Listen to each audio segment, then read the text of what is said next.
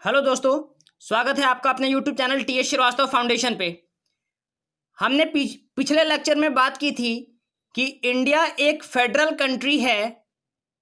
उस पर कुछ जस्टिफिकेशंस किए थे कि फेडरलिज्म के सारे फीचर्स को इंडिया सेटिस्फाई करता है, जिस वजह से इंडिया एक फेडरल कंट्री है। क्लियर? आज हम बात करेंगे हमारे देश में लैंग्वेज पॉलिसी जो चलती है। Actually India is well known for its unity in diversity. Clear? So हमारे देश में जो लैंग्वेज पॉलिसी आफ्टर फ्रीडम चलती आई है उस पर हम कुछ बात करेंगे। जैसे हम फ्री हुए थे तो हमारे देश में लैंग्वेज के बेसिस पे नए स्टेट्स बनाने की डिमांड्स होने लगी। Okay, when we become free people demanded new states on the basis of language.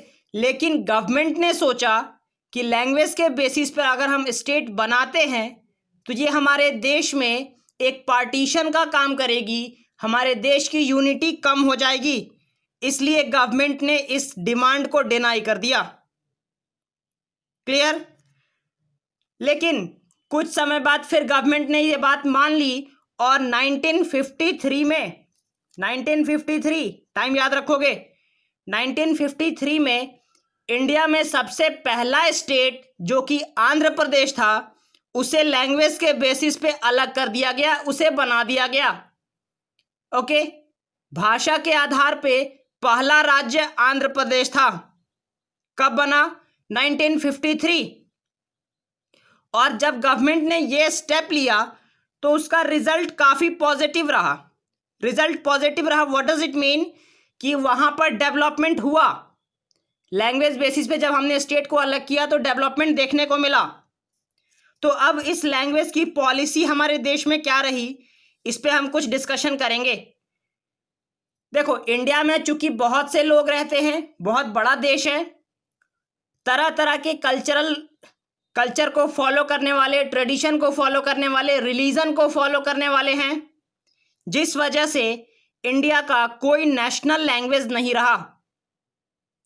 India has no national language. Yes, India में 40% हिंदी स्पीकर हैं।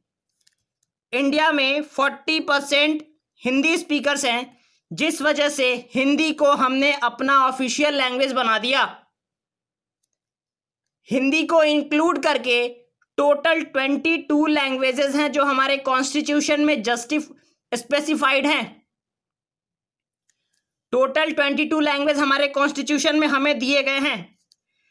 अब जब हम एग्जाम देते हैं, कॉम्पिटिशन्स के पेपर देते हैं, खास करके सेंट्रल गवर्नमेंट का एग्जाम, तो वहां पे कैंडिडेट्स को इस बात की परमिशन होती है कि वो उसमें से कोई भी लैंग्वेज सेलेक्ट कर सकता है। नेक्स्ट पॉइंट, अब देखो, स्टेट्स के पास हर एक स्टेट का अपना एक ऑफिशियल लैंग्वेज होता है ना। हर एक स्टेट का, किसी का हिंदी होगा, किसी का इंग्लिश हो सकता है, किसी का कन्नड़ा हो सकता है, किसी का मलयालम, तेलुगु, कुछ भी हो सकता है।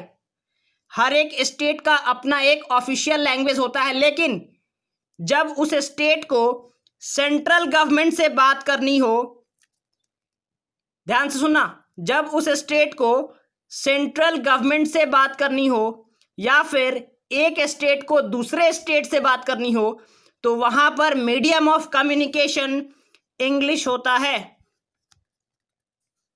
ये चीज ध्यान रखोगे, वहां पे मीडियम ऑफ कम्युनिकेशन इंग्लिश होगा। English is used as the medium of communication between central and state government of और इंटर स्टेट। क्लियर? चलो, लैंग्वेज पॉलिसी पे आज का लेक्चर फिनिश करते हैं। मिलेंगे कल अगले लेक्चर के साथ। इसका कुछ टॉपिक डिसेंट्रलाइजेशन वगैरह बचा है जो हम कल फिनिश करेंगे।